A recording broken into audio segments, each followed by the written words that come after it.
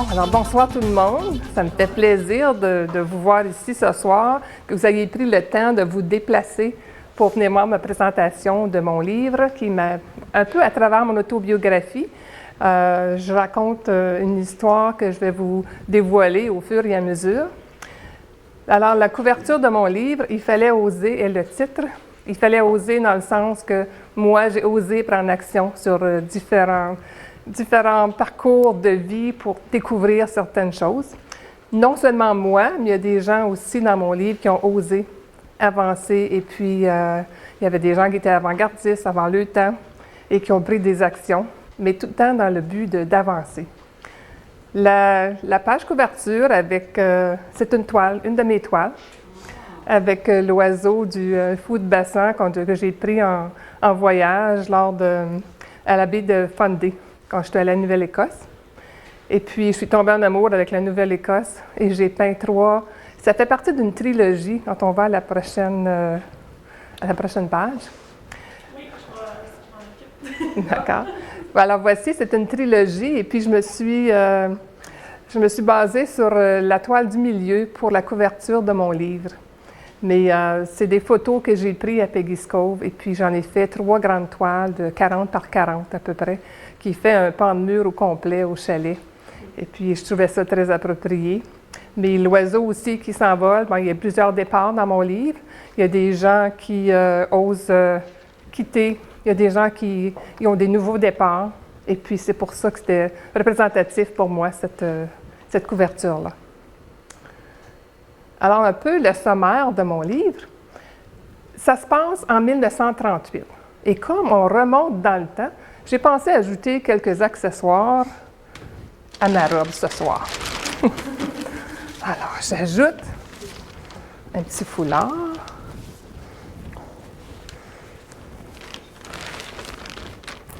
Et on remonte à l'époque. Le chapeau des années 30. Mais je regarde ici, il y en a de très beaux aussi que j'aurais pu utiliser, mais ils sont bien fermés. Oui. Alors, l'histoire se passe en 1938. Ma mère, Adrienne Brunet, qui demeurait ici même à Ottawa, et sa sœur, Marie-Berthe, 5 ans et 8 ans, ma mère n'avait que 5 ans, arrivent de l'école et elle apprend par son père, Philippe Brunet, que leur mère est décédée. La même journée, le père amène les 2 petites à l'orphelinat Saint-Joseph à Ottawa, qui est à Rockcliffe dans le temps. Et toute sa vie, ma mère s'est posé des questions. Qui est ma mère? De quoi elle est décédée? Où est-ce qu'elle est enterrée? Parce que 2 ans après qu'elle est allée à l'orphelinat, leur père va les visiter et les sous-entendre qu'il n'est pas prêt à revenir. Et il quitte à tout jamais. Alors, toute sa vie, ma mère se pose des questions.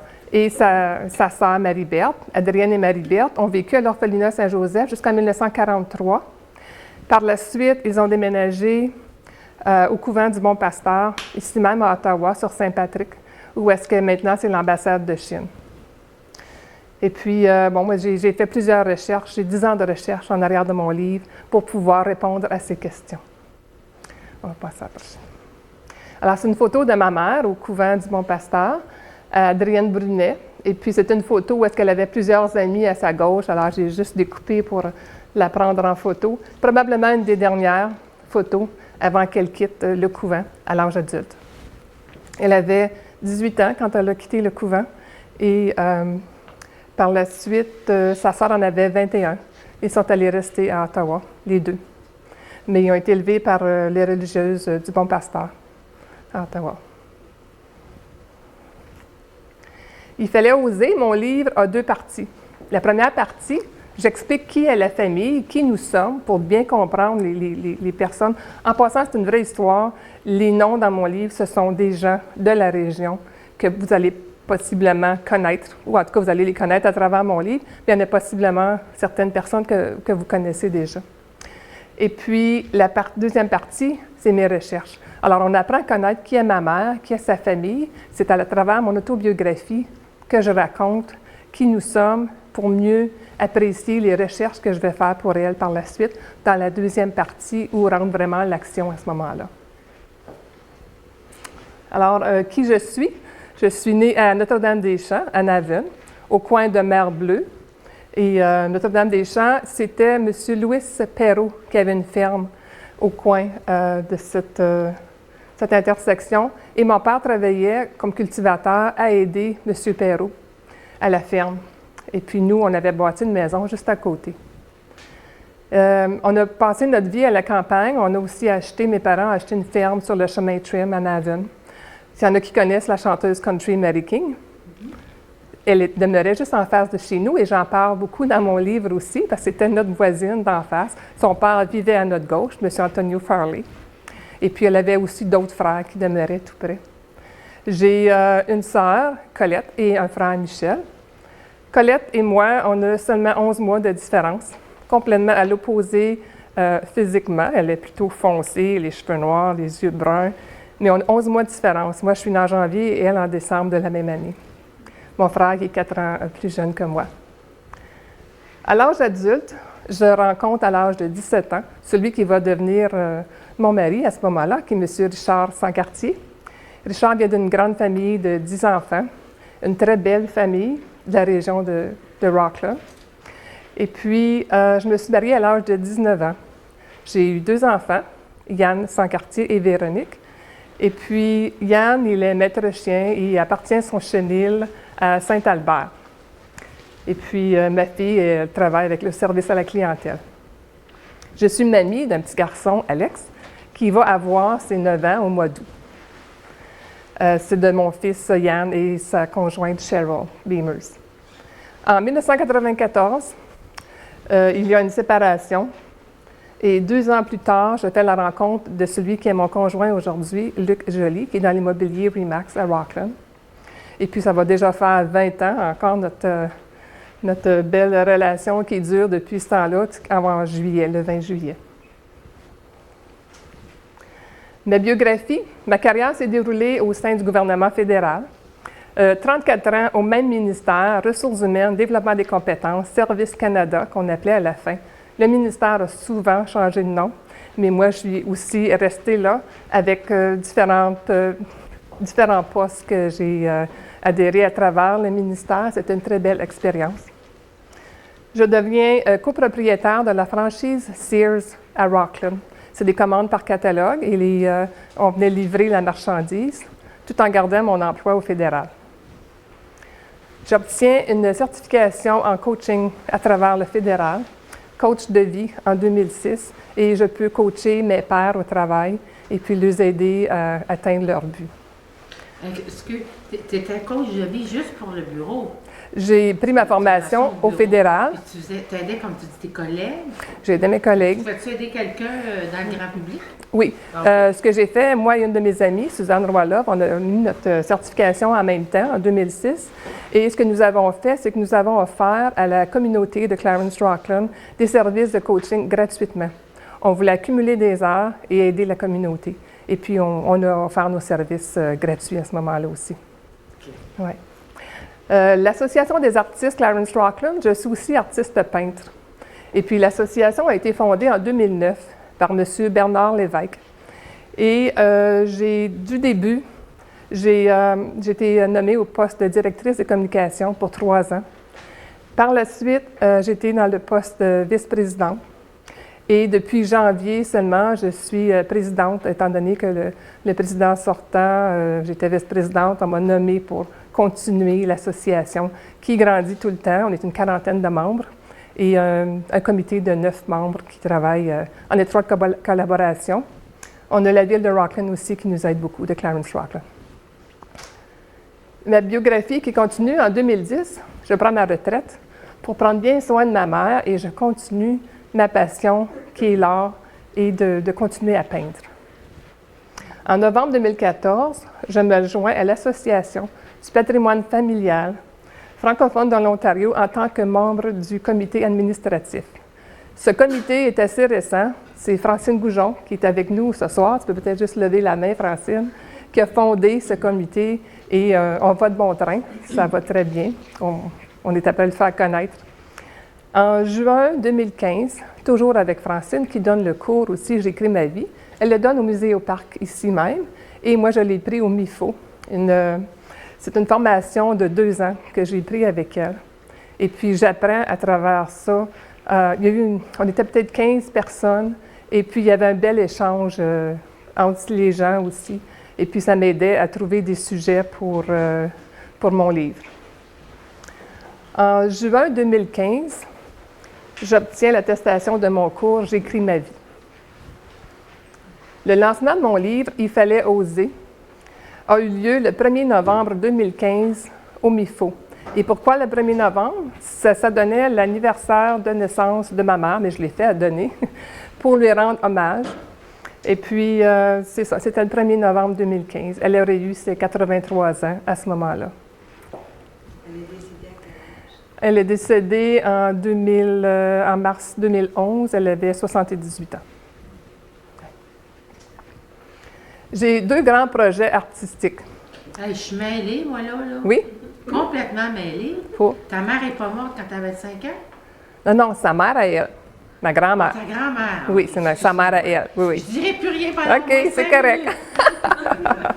C'est correct, il y a beaucoup de personnes là-dedans, fait qu'il faut suivre, c'est ça. Il faut suivre comme Oui, oui, c'est les parents de ma mère qui... c'est sa mère à elle qui est décédée, Bertha Perrault. Oui, mais tu as gardé contact. Ton père est disparu, mais tu as gardé contact avec... C'est mon grand-père, ça, c'est le père de ma mère. Bertha et Philippe sont les parents de ma mère. Oui, mais regarde, tu as gardé contact avec les parents de ta mère qui est morte quand tu avais 5 ans, puis ton père était disparu. Non, c'est mon grand-père qui est disparu, c'est le père de ma mère. OK. C'est ton grand-père qui t'a dit... OK. Oui. Qui t'a amené à l'orphelinat. C'est ça, c'est le grand-père, Qui Philippe. un jour a dit « Je ne reviendrai plus ». C'est ça, c'est mon grand-père, c'est le père à ma mère. Non, c'est le grand-père. Est-ce qu'il c'est mon était ton grand-père. père? Je vais en parler plus loin, c'est ça. OK. Non, non, pas Jacqueline. C'est la mère à Jacqueline qui était au couvent. Oui, Oui, on a vu sa photo tout à l'heure. Oui, Ouais. c'est ça. Alors, pour le projet artistique, j'ai 2 grands projets que je tiens à cœur, et puis c'est pour une levée de fonds. Le premier, c'est la SPCA Laurentides-Labelle, et le deuxième pour la Human Society d'Ottawa. On va passer à la photo. Ça, c'est une photo de 3 petits chiots qui sont nés de femelles husky. Il y a eu un démantèlement d'un chenil husky dans les Laurentides. Je ne sais pas si vous êtes au courant. Et puis, j'ai une de mes bonnes amies, Rachel Leclerc, qui travaillait à la SPCA des Laurentides. Et puis, elle m'a envoyé, suite à ça, parce qu'il y avait 90 chiens qui ont ramené à la Human Society, la SPCA à ce moment-là. Et puis, il y a un monsieur qui avait 30 chiens qui attendait pour donner naissance. Et puis, un monsieur qui avait une grange qui a accepté de prendre les 30 chiens.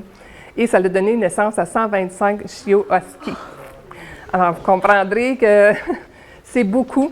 Alors, mon ami qui est bénévole, qui fait du bénévole, prend la photo de 3 petits chiens husky qui sont nés et elle me l'envoie. Elle me demande si je voulais faire une toile pour la SPCA, parce qu'il y avait un enquête à Murray Heights, pour une levée de fonds. Et j'accepte. Alors, dans la prochaine, vous allez voir, ça c'est une photo de ma toile. Alors, j'ai changé la planche de bois par une vieille clôture et j'ai peint les 3 chiens. Moi, au début, je faisais de la peinture pour décorer mes murs, pour m'amuser. Et je suis arrivée à l'encan crier. La salle était pleine. On me demande qui a peint la toile, qui est l'artiste, et je lève la main. On commence la toile à 500 $. Je voulais fondre. Je ne pouvais pas croire que les gens vont gager sur une toile à commencer à 500 $. Mais ça montait à 500 $ et en plusieurs personnes, ça montait jusqu'à 1000.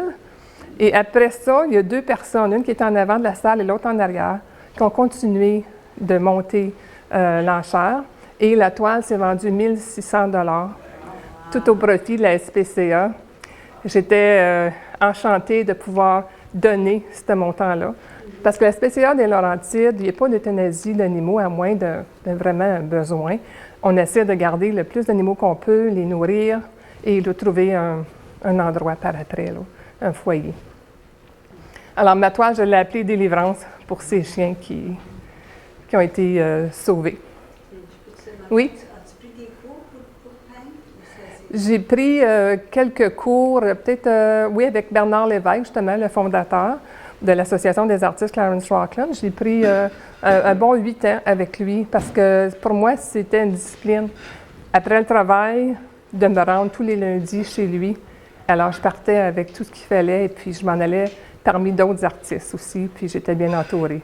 Puis pour moi, c'était une façon d'être disciplinée puis me rendre là pour peindre. Mais depuis, mais j'en fais encore. Je continue. Ouais. Ici, mon deuxième projet, je me suis dit, bon, ben je vais redonner dans la région, parce que je savais que l'Human Society, ils bâtissaient justement pour nos chiens et les chats, là, ils bâtissaient un nouvel endroit. Et puis, je me suis dit, ce que j'aimerais faire, j'ai entendu parler c'est une soirée qui était organisée par les pompiers, policiers, paramédicaux. Et puis, il y avait une grande soirée, puis ils faisaient une levée de fonds pour le Human Society. Suite à ça, j'ai décidé, bon, ben je vais peindre un chien, mais un chien canine, pas n'importe quel, un chien actif qui fait partie du siège social de nos policiers à Ottawa. Je communique avec une dame, et puis ça, c'est ma toile. Je communique avec une dame qui est agente policière, qui me met en contact avec Stéphane Richard sur la présentation précédente, sur la page précédente. Et puis, Stéphane m'a envoyé la photo de la page précédente. Et c'était pas assez pour moi de détails. J'ai besoin de détails, j'ai besoin de toucher pour être vraiment dans mon élément, pour produire ma toile. Alors, M. Stéphane Richard me téléphone et me dit « Est-ce que tu es chez toi après-midi? » J'ai dit « Oui. Je m'en vais chez toi avec le chien. Ah. » Alors, il y a mis le harnais, et puis on est allé prendre des photos, mais il m'a dit, quand je mets le harnais, là, c'est en mode, là, travail.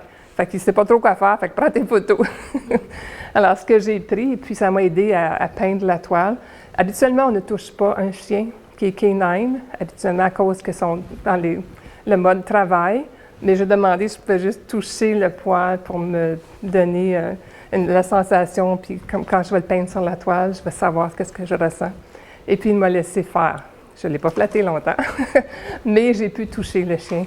Et j'ai su à la dernière minute que cette soirée-là a été annulée à cause qu'il n'y avait pas assez de billets qui avaient été vendus. J'ai écrit à M. Vern White dans le temps, qui était notre chef de police, et je lui ai envoyé une photo de ma toile pour lui dire, bon, qu'est-ce que je fais avec la toile. Pour moi, je voulais donner au Human Society. Il me rappelle le lendemain à 11 h du matin pour me dire « Tu ne peux pas vendre ta toile. » Et je dis « Pourquoi? » Il dit « On en veut toutes des copies. » Je dis « OK. » Alors, il ne me revenait pas aussi avec l'information, puis plusieurs mois ont passé. Par après, il y avait une levée de fonds aussi en épine, et je me suis dit « Bon, ben j'y vais, j'apporte ma toile. » Puis en l'exposant pour la soirée, il y a un agent de police qui est venu me voir et me dit « Est-ce que c'est un de nos chiens à Ottawa? » J'ai dit « Oui. » C'est Axel, le chien de Stéphane Richard. Il me dit, M. Bordelot, parce qu'après ça, c'était M. Bordelot qui est devenu chef de police, mais il ne l'était pas à ce moment-là. M. Bordelot s'en vient ce soir et je lui parle de ta toile. Quand je suis arrivée, M. Bordelot me dit, il faut absolument que je fasse quelque chose avec cette toile-là avant la fin de la soirée. 15 minutes plus tard, il a enlevé le prix et il l'a acheté. Et cette toile se retrouve au siège social à Ottawa. Il a participé à mon projet pour le Human Society. Il a fait faire 200 photos que je vendais, bien j'en ai vendu quelques-unes à 20 $, et eux aussi en ont vendu. Et le profit allait au Human Society d'Ottawa. Alors, c'est un beau projet aussi pour, je pense, pour faire fructifier son talent au bienfait de la communauté.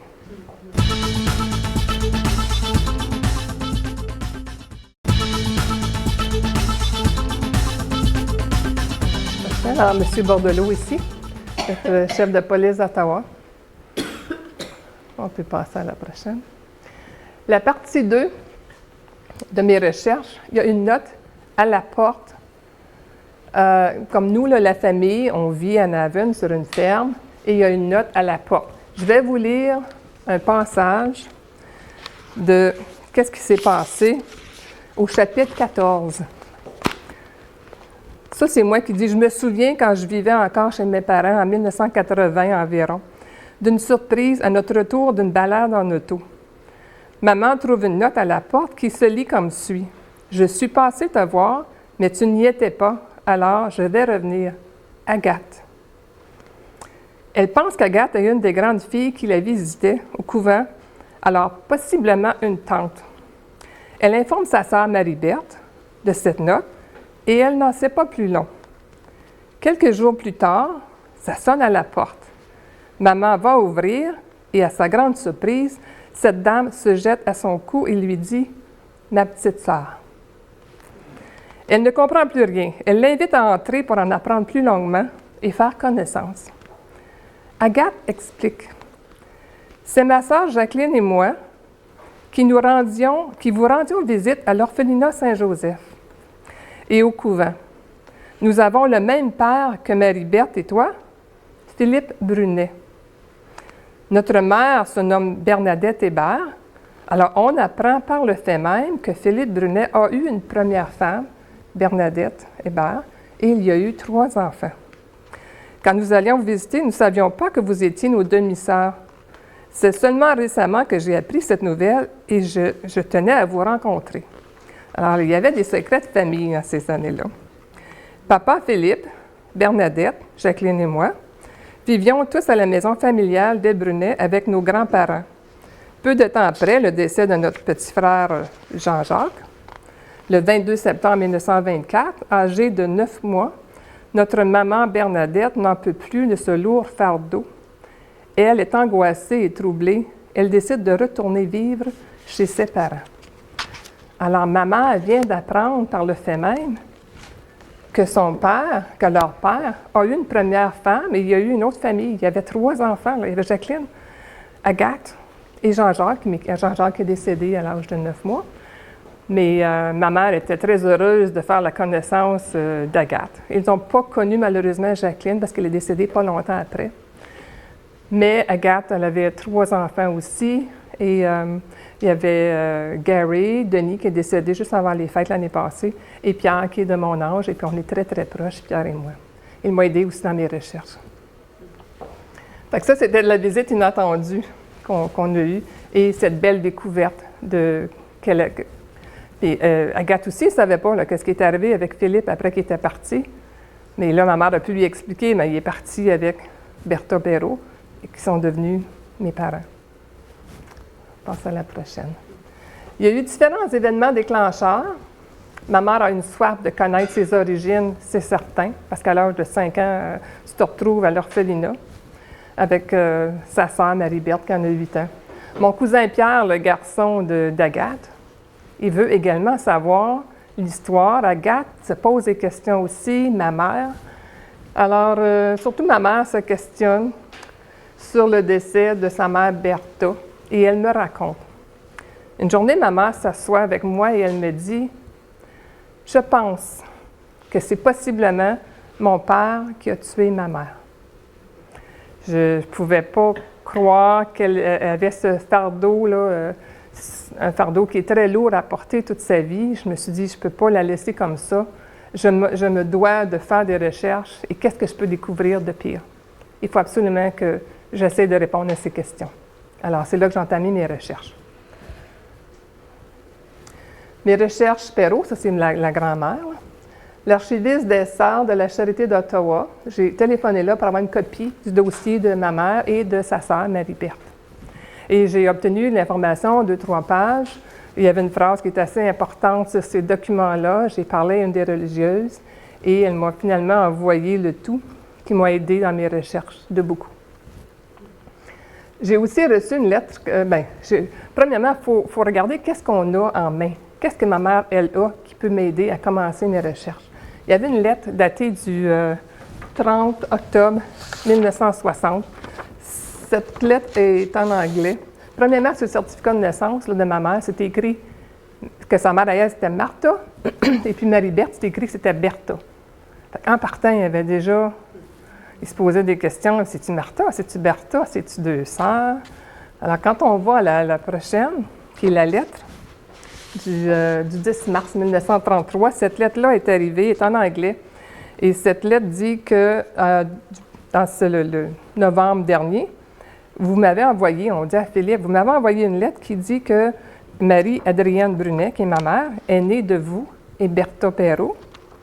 Et vous disiez aussi que vos parents ne sont pas mariés. Bertha et Philippe ne sont pas mariés. Alors là, ils disent, on vous envoie un formulaire parce que si vous voulez que votre enfant prenne le nom Brunet, vous devez compléter ce formulaire-là. Et puis, c'est ça aussi, cette lettre-là, qui a confirmé qu'il y avait une erreur sur le certificat de ma mère, ça devrait être Bertha et non Martha, comme c'est écrit. Et dans ces années-là, parce qu'ils n'étaient pas mariés, quand on parle d'un certificat de naissance, on dit toujours l'enfant légitime, parent de Philippe et Bertha. Mais on avait ajouté IL, illégitime, parce qu'ils n'étaient pas mariés. Dans ces années-là, c'était comme ça. Ouais. Mes ancêtres, il a fallu que je fasse beaucoup de recherches. Côté paternel, les Thibodeau, mais ça vient de Rockland, Navan. J'ai connu mon grand-père, Armand Thibodeau, qui a marié Henriette Gourde en première noces. Et ils ont eu 2 enfants de ce mariage, Léo et Donna Thibodeau. Et Mme Henriette Gourde décède à peu près à l'âge de 25 ans. Et suite à ça, Armand Thibodeau rencontre Albertine Boudreau, qui devient ma grand-mère. Alors, ça vit dans la région, ça vient de Wendover, ça l'a vécu aussi à Rockland. Alors, ce côté-là, ça allait. Côté maternel, les Brunet, qui est mon grand-père, je n'avais pas beaucoup d'informations. J'ai mon cousin Pierre qui m'a confirmé sa date de naissance, qui est le 23 juillet 1900. Alors, pour partir avec ça c'était bon. Perrault, qui est ma grand-mère Perrault, il a fallu que je fasse beaucoup de recherches. Il y a sœur Cécile Touchette, qu'on appelait sœur Colette, qui a été comme une mère pour maman. Au couvent du Bon Pasteur, elle s'en est occupée, elle l'a pris sous son aile, et les religieuses ont donné quand même une très bonne vie à ces orphelines.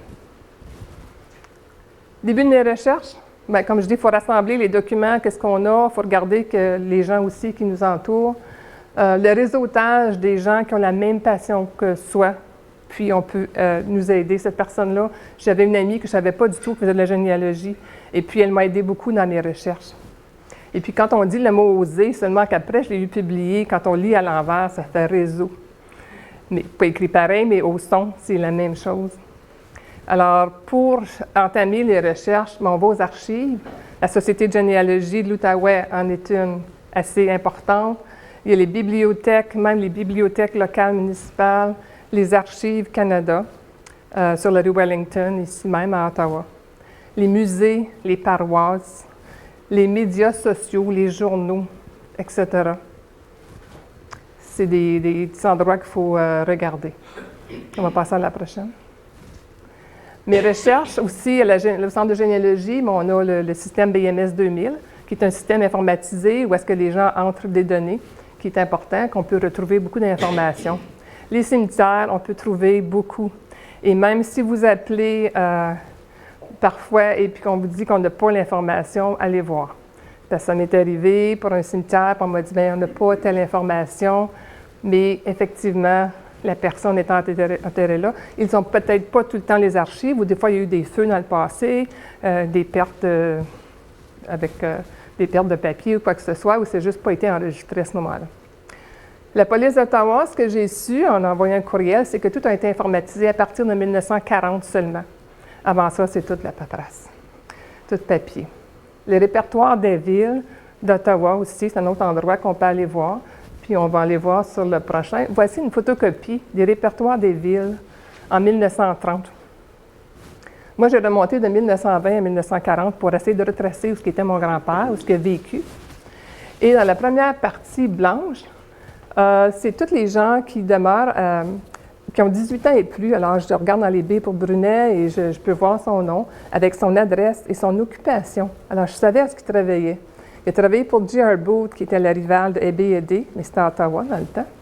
Et puis, en parlant de B&D, eux autres ont acheté J.R. Booth en 1946, par la suite. Dans la section jaune en arrière, on a, avec l'adresse, on peut aller voir qui demeure à cette adresse-là.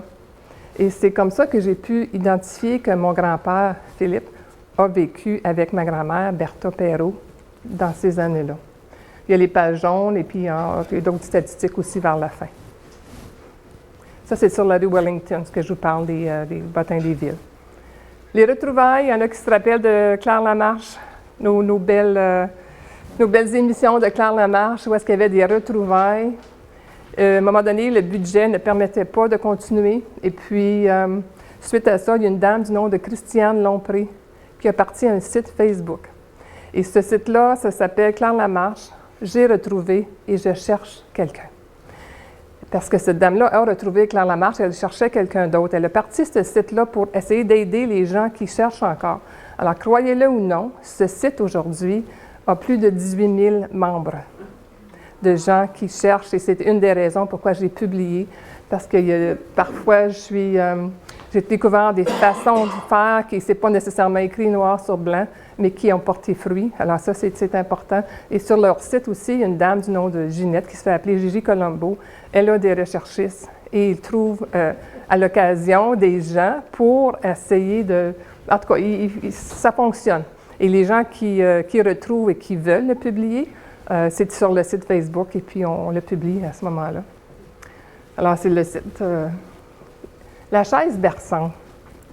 C'est tellement représentatif. Ça, c'est la chaise berçante de la famille Brunet, dont mon cousin Pierre Perron a cette chaise ici même. Et je vais vous lire, parce que moi, je me suis dit, cette chaise-là, si elle pouvait parler, il y a tellement de choses qu'on pourrait... Voici ce que j'écris. Alors, Pierre, mon cousin, Pierre rapporte la chaise berçante familiale d'un de ses cousins, qu'il prend bien soin de réparer. Il m'invite à m'asseoir et j'imagine cette chaise me raconter. Je suis la chaise psychologue qui écoute, perce, calme et endort les grands comme les petits. Je les enveloppe de mes 2 bras, absorbant le stress, les douleurs physiques et spirituelles, les secrets enfouis au fond de chacun. Le réconfort du berceau sur le plancher qui craque est une mélodie enivrante, apaisant les chagrins, séchant les larmes de l'enfant qui se laisse bercer pour finir au pays des rêves. Une thérapie où chacun y trouve son réconfort et des bras, l'éponge absorbante du moindre détail allégeant tout fardeau. Alors, si cette chaise pouvait parler. À la prochaine. J'ai plusieurs thèmes que j'aborde dans mon livre parce que je prends bien soin de ma mère et de mes parents. Alors, le vieillissement, on vieillit tous. J'aborde ce sujet-là. Les décès, on ne peut pas les éviter, ils sont là, on arrive à ça. Les maladies, ma mère a souffert d'AVC et la démence s'installe. Et puis, quand je dis Alzheimer, bien, la mémoire aussi, ça effleure. Il y a des séquelles avec l'AVC qui suit. Le déménagement vers une résidence qui n'est pas évident, parce qu'on veut tous rester chez nous, mais à un moment donné où est-ce qu'on ne peut plus et que la personne qui a encore son idée ne veut pas, il y a une façon que je me suis prise, puis ça, en tout cas, ça a fonctionné. Et tant mieux si ça peut aider d'autres. L'accompagnement jusqu'à la fin de vie. Il faut vraiment accompagner les gens à ce moment-là aussi. Je dis qu'il y a 2 choses qui sont très importantes pour moi, c'est être à l'écoute. Être à l'écoute de soi, être à l'écoute de ses propres besoins pour pouvoir écouter les autres et agir avec respect. Qu'importe l'action qu'on prend, si c'est pris avec respect, on va pouvoir avancer et on n'aura pas de regrets là-dessus. Voici la maison ancestrale des Brunet. Cette maison, c'était le 125 Lorne à Ottawa. Et le lot a été acheté par mon arrière-arrière-grand-père en 1885, Joseph Brunet. Et il a bâti avec Ferdinand, son fils Ferdinand Brunet, il a bâti cette maison. Et à la gauche, dans le bas, c'est Rosalia Gaumont, l'épouse de Ferdinand. Aujourd'hui, cette maison, on va vous montrer sur la prochaine qu'est-ce qu'elle a l'air. Voici. Cette maison a été complètement rénovée. Il y a une grande partie qu'on ne voit pas aussi dans le côté. C'était à l'Halloween l'année passée. Il faut que je vous raconte parce qu'avec le livre, parfois, on a des choses qui nous reviennent et puis ça ne s'explique pas. Peut-être, je dirais, 1 semaine et demie avant mon lancement de livre, je me dis, bon, qui serait intéressé à acheter mon livre? Et je pense aux gens qui appartenaient à la maison à ce moment-là, parce que ma grand-tante ne vivait plus là, avait été vendue et il y avait un article dans les journaux, dans le Citizen. J'avais le nom de ces gens-là. Je me suis dit, je les appelle juste pour les informer que je vais parler de cette maison dans mon livre. Et cette dame était enchantée de mon téléphone. Cependant, elle me dit, « Jacqueline, ça fait 2 ans, il faut que je te dise qu'on a vendu. » Alors, j'ai dit, « OK. » Mais elle dit, « Envoie-moi le courriel avec l'invitation et je vais l'envoyer à la nouvelle propriétaire. » Croyez-le ou non, à peu près 4 jours avant mon lancement de livre, cette dame m'envoie un courriel et elle me dit, « Je vous invite au 125 Lorne, maison ancestrale de vos grands-parents, la veille de mon lancement de livre, qui est à l'Halloween. » Et elle invitait pour souper tous les gens de la rue Lorne. Je ne pouvais pas croire que ce soir-là, je m'en allais là. Je ne pouvais même pas en parler à ma soeur, à mon frère. Je me suis dit, ça se peut pas. J'ai accepté tout de suite, hein, ça n'a pas été long. Puis mon conjoint me dit, bien, parle-en à ta soeur, à ton frère. Je dis, non, je ne peux pas. C'est tellement irréaliste qu'après que je vais y avoir été, je pourrais le dire, je suis allée. Et comme c'est l'Halloween, bien, je m'habille comme ça. Et je me suis dit, je retourne dans la maison ancestrale, il faut que je remonte dans le temps et puis je veux représenter là, le temps de l'époque. J'arrête chez mon frère et il me dit, « Mais où est-ce que tu t'en vas? » Je me dis, « Je m'en vais dans la party d'Halloween, mais je lui dis pas où. » Et sa conjointe, Lucille, me dit, à mon lancement de livre, « Jacqueline, quand tu es arrêtée chez nous, c'est comme si tu sortais de ton livre. » Alors, je me suis dit, c'est approprié pour mes présentations et c'est pour ça que je m'habille comme ça aujourd'hui. Et je suis allée souper là avec les gens de la rue Lorne. C'était une soirée mémorable de rentrer dans cette maison-là. Parce qu'autant qu'ils l'ont modernisée, ils ont gardé l'âme de la maison. Ils ont gardé des antiquités. Il y avait une grange en arrière où est-ce qu'ils ont pris la planche et tout replané le tout pour faire les planchers. Tout ce qui était antique, ils l'ont gardé avec un cachet moderne. Et l'âme de la maison est encore là. C'était vraiment spécial. Alors ça, c'est une belle retombée de mon livre, qui est la veille de mon lancement. Il était 3 heures du matin, et croyez-moi ou non, là, j'avais les yeux tout grands ouverts, moi je ne suis pas capable de dormir. Puis j'avais mon lancement le lendemain, mais j'étais tellement excitée de ça, j'étais vraiment contente. Arthur Philippe Brunet, c'est mon grand-père. C'est lui qui... Ça, c'est une photo à peu près en 1920. On se posait la question tantôt pour les habits, les uniformes. On pense qu'il aurait monté la garde au Parlement, mais on n'est pas certaine de l'habit. Comme dans mon livre, là, la photo est là, puis s'il y a quelqu'un qui a des renseignements là-dessus, ils pourront me revenir. Oui? Moi, je pourrais t'aider avec ça. Oui? Oui. Parfait. OK. Super. Je travaille au Rideau Hall. Ah, OK. Puis il y a des gardes de cérémonie. Oui. Puis je peux m'informer pour avoir des informations là-dessus. Super. Merci. On va... Oui. C'est des uniformes de foot guard. Je pense que oui, hein? Dans ces années-là? Oui, ça ressemble exactement à ça. Il y a eu des changements, mais Oui. oui. C'est ce qu'on pense. Dans la famille, c'est ce qui a été répété, mais on ne peut pas confirmer. Alors, s'il y a des gens... J'ai un document sur tous les costumes Ah, qui passent au super. Parlement puis à Rideau Hall. Il n'y a pas d'hasard, hein? Bien, merci. On va passer à la prochaine. C'est encore Arthur Philippe Brunet, mon grand-père. Mais on pense, ça c'est la photo que ma mère est sortie du couvent avec. Elle est sortie avec seulement cette photo-là de son père. Et moi, je pense que c'est à peu près en 1938, parce qu'il suivait les années, il est né en 1900. Il y aurait possiblement à peu près ça, 38 ans là-dessus. Et c'est peut-être la journée où est-ce qu'il a laissé les 2 petites à l'orphelinat Saint-Joseph. On pense qu'il aurait peut-être pris la photo ou que lui aurait laissé cette photo-là. Mais c'est la seule photo que ma mère est sortie du couvent avec. Elle n'avait rien pour sa mère à elle, là. Elle n'avait absolument rien, son sujet. Avez-vous été capable de retracer le bâtiment pour confirmer que c'est vraiment... Non, et puis l'orphelinat Saint-Joseph, c'était détruit. J'ai essayé de regarder dans des photos, des archives, mais c'est ma supposition, là, c'est ce que je pense. Mais encore là, il y a encore des choses à clarifier.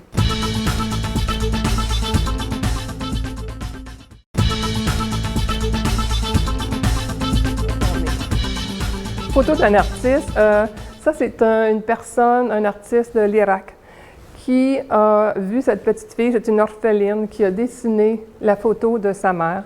Elle a laissé ses souliers et est allée se coucher à l'intérieur. Alors, je me dis, c'est très représentatif d'une petite orpheline, qu'est-ce qu'elle manque aussi. Alors, pour les éditions et l'impression, j'ai fait publier mon livre avec les éditions Béco, ici même à Ottawa, en français. Alors, j'étais très satisfaite du service. C'était M. Raymond Coder sur la rue Albert, ici à Ottawa, avec sa fille, sa nièce Stéphanie, qui travaillent ensemble pour gérer l'édition. C'est un éditeur qui ne vend pas les livres. Moi, j'ai fait faire la mise en page, il a lu mon livre, j'ai fait faire la mise en page, j'ai fait publier le nombre de copies que je voulais, et c'est à moi après de vendre mes livres. Alors, c'est pour ça que je fais des présentations, et puis j'essaie de le faire connaître dans la région, parce que ça se déroule tout dans la région aussi. Il va aller chercher, lui, par exemple, l'imprimeur qui de meilleur prix, disons. Et puis, il est allé avec le document Magenta. J'ai été très satisfaite aussi. Alors, je suis contente d'avoir utilisé les services des gens de la région, en français aussi. Alors, la prochaine.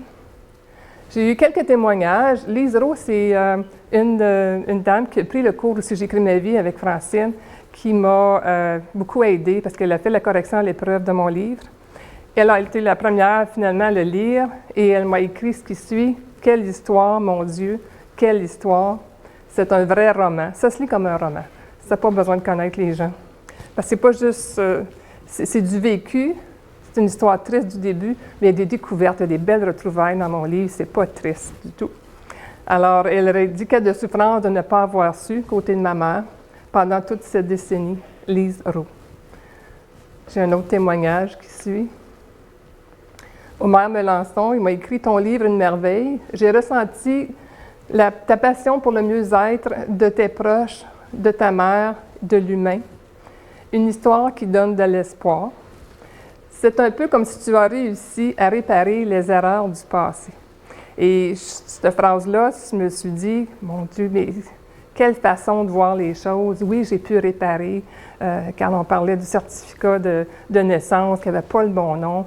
Puis les gens peuvent rester comme si c'est encore une demi-sœur, mais on répare ces choses-là. Et puis, c'est pour le mieux-être des gens aussi, pour la famille. Et je termine avec une de mes toiles aussi, que j'ai appelée « Petit ange au repos ». Sur ma toile couverture, c'est l'oiseau, le fou de bassin avec les ailes ouvertes. Et on finit avec le petit ange au repos, qui est une de mes toiles. C'est ça. Alors, je termine là-dessus. Je ne sais pas s'il y en a qui ont des questions. Oui? Vous savez, pour les sœurs du Bon-Pasteur et du Mont-Saint-Joseph, quel lien il y avait entre les deux? De l'orphelinat Saint-Joseph? Oui. Les sœurs du Bon-Pasteur, c'est les sœurs de la charité. C'est les sœurs de la charité, hein, pour l'orphelinat Saint-Joseph. Oui. Et puis, pourquoi les sœurs du Bon-Pasteur? Bien, au couvent du Bon-Pasteur, je pense que c'est les sœurs de la charité du Bon-Pasteur. Ça se peut-tu? Je pense que le Bon-Pasteur, c'est oui, l'ambassade de Chine. Oui, c'est ça, c'est là. Le Bon-Pasteur, c'est à Rockcliffe. Excuse, Mont-Saint-Joseph, c'est à Rockcliffe. Oui, l'oratoire Saint-Joseph, c'est à Rockcliffe. Les sœurs du les sœurs du Bon-Pasteur. Oui, puis le Bon-Pasteur, c'est oui, l'ambassade de Chine. Exactement, oui. Mais les sœurs du Bon-Pasteur, à un moment donné, je pense que tu as soin des filles de la cour placée. Oui. C'est devenu l'école secondaire à un moment donné. Oui, éventuellement, oui. Mais en 1938, c'était pour accueillir les orphelines. Ils ont commencé comme ça aussi. Au Bon-Pasteur. Oui, couvent du Bon-Pasteur. Et puis je pense que des filles qui étaient placées par la cour. C'est possible, des enfants qui avaient déjà... Possiblement, mais dans le cas là, de mon grand-père, c'est parce que le mère était décédé. Et puis, comme lui, il se retrouve seul le lendemain, il faut qu'il retourne travailler. Il amène les deux petites à l'orphelinat Saint-Joseph qui a commencé en 1938. C'est seulement en 1943 qu'ils ont transféré au couvent du Bon-Pasteur. En 1943, oui. Parce qu'ils étaient plus vieilles?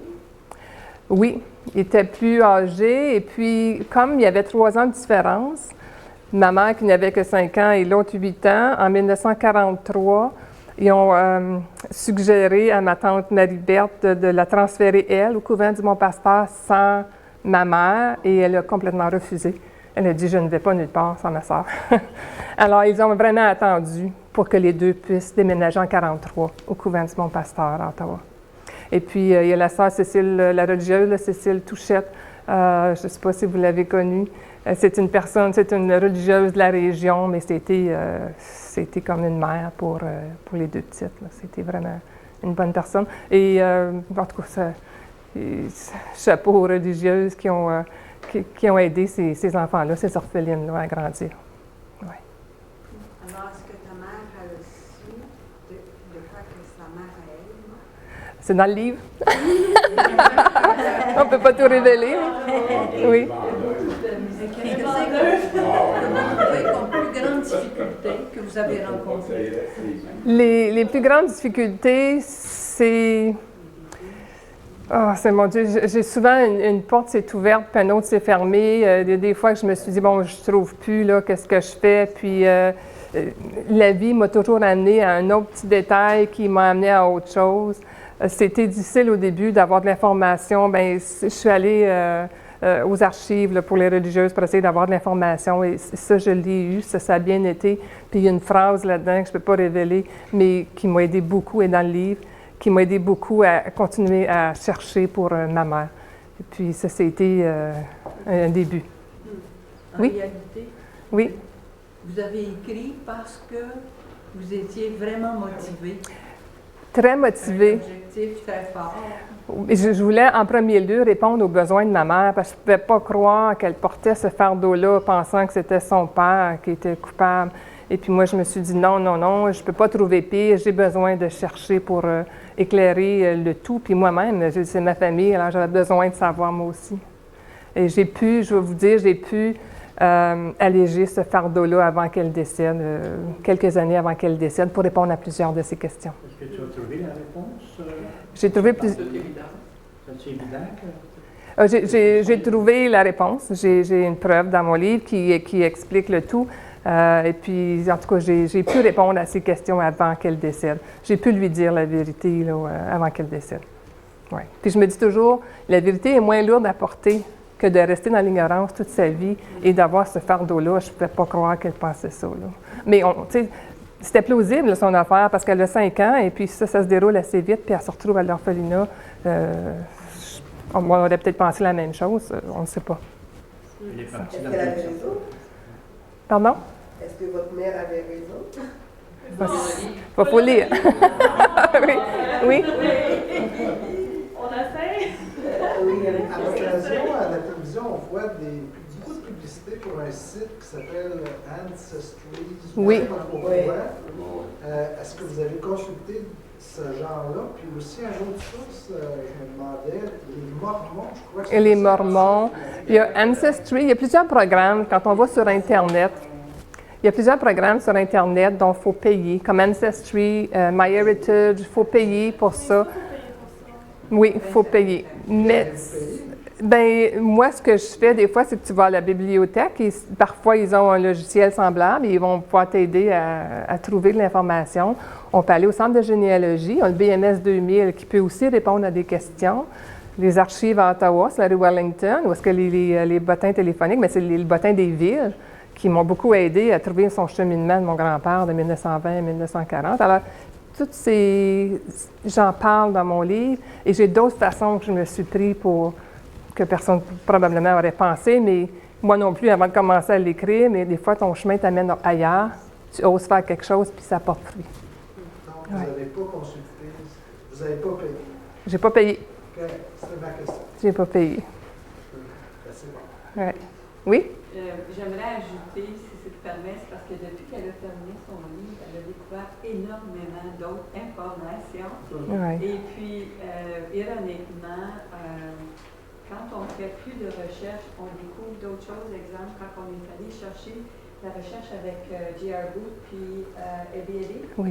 c'est Domtar qui a acheté ça. Mais on a découvert d'autres recherches. Je ne sais pas si tu veux en parler de ça. C'était au Musée de sciences et technologies, qui est présentement en rénovation, mais il y a un endroit tout près, sur la rue Lancaster, je pense. On est allé, puis on a fouillé. Il y a tous les livres là, des registres de paye de J.R. Booth et de Eddie sur place. Alors, j'ai pu, comme c'est des livres, là, c'est immense, c'est comme ça. On a pu ouvrir ça et de retourner, puis de voir le nom de mon grand-père qui a travaillé là. avec les heures, telle semaine. C'est vraiment spécial. Mon arrière-grand-père aussi était là-dedans. Alors, on découvre plein de choses. Oui, puis c'est un endroit que ces gens-là ne croyaient pas qu'ils pouvaient nous donner certaines informations, mais ils ont été étonnés de voir qu'ils ont pu nous aider. Fait que maintenant, ils vont essayer que quand les gens Oui. vont leur téléphoner, qu'ils vont pouvoir donner certaines informations parce que le restant de Denver est à Montréal. Sur la rue de Maisonneuve-Est, c'est pas ouvert au public encore. Pas encore. Et puis, ils ont tout pris ça l'automne dernier. Puis, une partie est allée dans cet endroit-là, puis une partie est allée à Montréal. Puis, à cause de ça, ils sont en train de faire un ménage, puis j'ai venu à bout de contact par-dessus contact. On a parlé à des personnes qui sont en train de faire le tri. Puis, heureusement, je leur ai parlé avant parce qu'ils étaient en train de détruire des choses qu'ils n'avaient pas dû et qu'ils ne doivent pas. Oui, avec les archives, le problème, c'est l'espace. Mais peut-être que les gens peuvent numériser, mais ils se demandent aussi, bon, est-ce que ça va servir à quelqu'un un jour? Quand on est allé pour les archives J.R. Booth et BAD, on dit, ben, je ne suis pas certaine quand Francine a appelé, si on peut vous aider avec ce qu'on a.